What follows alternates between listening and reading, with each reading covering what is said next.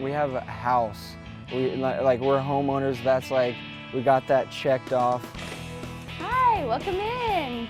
Sam Wishlinski's tour of her tiny house in Conroe So this is our kitchen area. This is where we do all the cooking. can be summed up like this. Take a few steps, look up, down, and back around. And I just really love the closeness of it, which some people, it freaks some people out. Just how tiny? Less than 200 square feet.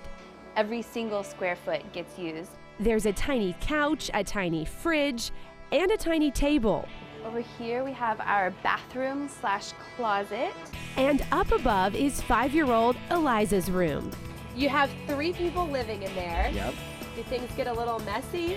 Yeah, but they're also easily cleaned up. I mean, like, you're in an arm's length of wherever this thing should be. Below the master loft is the living area with lots of shelving. I knew that I wanted a small space where I could clean it in under an hour, and I had nothing else to worry about for the rest of the day. The most challenging part isn't actually living in less than 200 square feet. It was getting the home built. We did a lot of research. It wasn't just like, let's build a tiny home.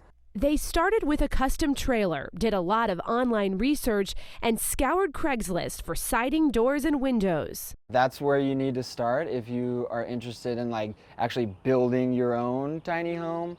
Craigslist, look for the free stuff.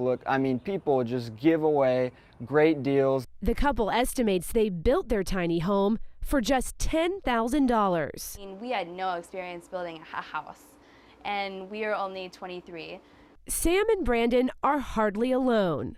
It's always been a dream of mine to build and live in one. So this is really a hot topic in conversation. The Houston Tiny Houses Facebook group is working hard to change city codes. They want more houses allowed on one lot.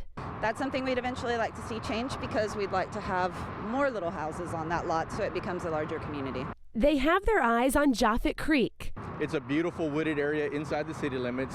for the first tiny house community.